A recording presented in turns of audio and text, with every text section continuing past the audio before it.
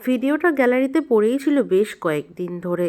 সেদিন ছিল teacher day ম্যামের ক্লাসে, তার জন্যই দেখো টুকটাক সব রেডি করছি, কিন্তু যাওয়ার আগেই হয়ে গেছে একটা বিপদ। বিপদটা কি, চলো তোমাদেরকে আস্তে আস্তে ভিডিওতে শেয়ার করি। তখনও কিন্তু আমার চোখে ওই প্রবলেমটা ছিল, ওই যে মারামারি করতে গিয়ে চোখে লেগে গেছিলো। জানো, তখনও চোখটা ঠিক হয়নি, তবু না একটা চোখ দিয়ে কোনোভাবে না দেখতে পারতাম না। খুবই অল্প আবজা দেখতে পারতাম চোখ দিয়ে, না কনস্ট্যান্ট জল পড়ে যেত। দেখো আমরা রেডি হওয়ার সময় দেখছি দরজা খুলে যখন বেরোবো, তখনই দেখছি ঘরের মধ্যে যেখানে মেন গেট খুলে বেরোবো ওইখানে ঢুকে একটা পায়রা বসে রয়েছে। পায়রাটা যতক্ষণ না যাচ্ছে ততক্ষণ কিন্তু আমরা বেরোতে পারছিলাম না, তার জন্য কিন্তু অনেকটাই দেরি হয়ে গেছিলো, সবাই চলে এসেছিলো। আমাদের যেহেতু দেরি হয়ে গেছিলো, তার জন্য না সবাই অনেকবার ফোন করছিল, আর আমরা মিয়ামোড় থেকে কেক আর এই যে মোমবাতিটা কিনে নিয়ে যাচ্ছিলাম। আমি ভিডিও করছি বলে দিদি না কিছুতেই ভিডিও করতে দেবে না, তার জন্য দেখেছো কেমন করছে। আরও ফোনে মনে হয় কারোর সঙ্গে একটা ঝগড়াও করছিল সেই মুহূর্তে, আর আমাকে কিছুতেই না দেখাতে দিচ্ছিল না। যাক, অনেক কষ্ট করে বলছি তুই তাহলে হাত দিয়ে দেখা, তাহলে আমি এখন ভিডিওতে একটু দেখাই। ও বলছে যে না, আমি সব কিছু কিনেছি, আমি তোকে কোনোভাবেই দেখাবো না। যাক, দেখালো না তো দেখালোই না, ওই সেই করতে করতে দেখো আমরা কিন্তু ম্যামের ক্লাসে চলেও এসেছি।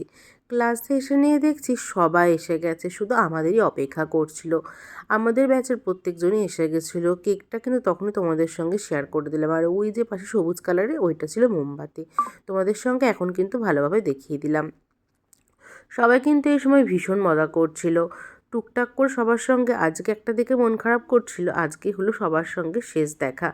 আর হয়তো কোনোদিনও এইরকম করে আর কখনো কারোর সঙ্গে দেখা হবে না। দেখো, কথা বলতে বলতে ম্যাডামও চলে এসেছে, এবারে কেক কাটিংয়ের সময়। এই বাচ্চা মেয়েটাকে নিয়ে ম্যাম কেক কাটছিল। মিয়মুরির কেক কিন্তু অল টাইম সবসময় ভীষণ ভালো খেতে হয়, এই কেকটা কোনো ব্যতিক্রম ছিল না, ভীষণ ভালো ছিল।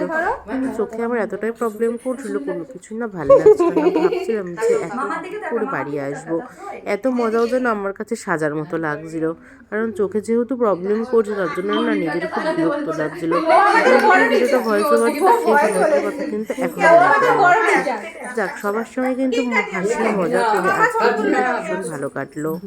ও আমাদের বড় টিচার, ওই কিন্তু টিচার, ঠিক আছে?